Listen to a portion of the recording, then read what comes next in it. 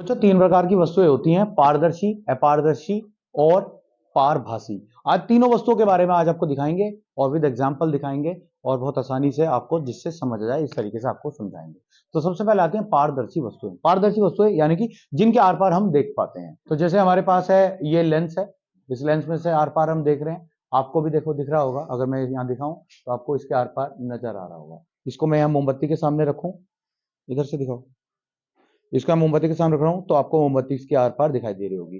तो यानी कि ये कांच जो है, ये वाला जो कांच है, ये आपको पारदर्शी कांच होता है। ठीक है, इसके आर पार सब कुछ दिखाई दे रहा है। इस तरीके से पानी, हमारे एक कांच के गिलास में पानी रखा हुआ है, अगर मैं इसको नीचे रखूं तो आप देखिए ये भी आपको यहां से दिखाओ, ये जो है आपको आसानी से नजर आ रहा होगा।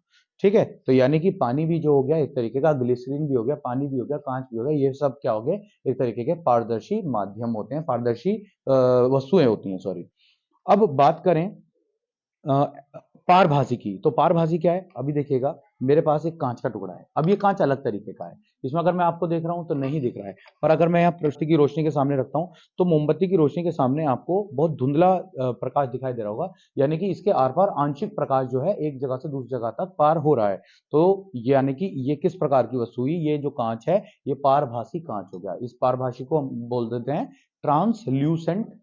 ठीक है, यानी कि एक किस तरीके की वस्तु हो गई, ट्रांसल्यूसेंट ऑब्जेक्ट हो गई, क्योंकि इसके अंदर से पूरा प्रकाश आर पार नहीं जा पा रहा।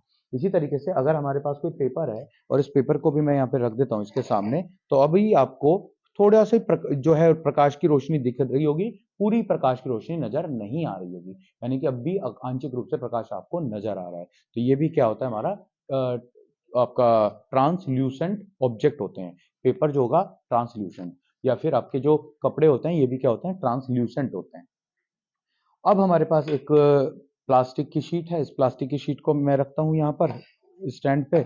तो अब आपको मोमबत्ती ना ही नजर आ रही होगी, ना ही कोई प्रकाश नजर आ रहा होगा। तो यानी कि क्यों नहीं नजर आ रहा, क्योंकि ये क्या है, एक प्रकार का ओपेक मीडियम है। ओपेक का मतलब होता है अपारदर्शी, जिसमें प्रकाश एक जगह से दूसरी जगह नहीं जाता है। इसकी जगह आप रख सकते हैं एक लकड़ी का गुटका भी। जब हम लकड़ी का गुटका रखते हैं तो भी प्रकाश जो है हमें एक जगह से दूसरी जगह आता जाता नहीं नजर आता। इसी तरीके से आप बहुत सारी चीजें रख सकते हैं, जैसे अगर इसकी जगह आपने ये स्टील का गिलास रखा तो भी अब आपको प्रकाश नजर नहीं आएगा। इसकी जगह अगर आप कोई बुक रख दें, बुक दिखाओ बेटा, तो भी यानी कि ये बुक भी क्या होगी हमारा, ये देखिए अब भी आपको प्रकाश नजर नहीं आ रहा होगा, तो यानी कि बुक भी क्या है हमारा, एक प्रकार का अपारदर्शी माध्यम।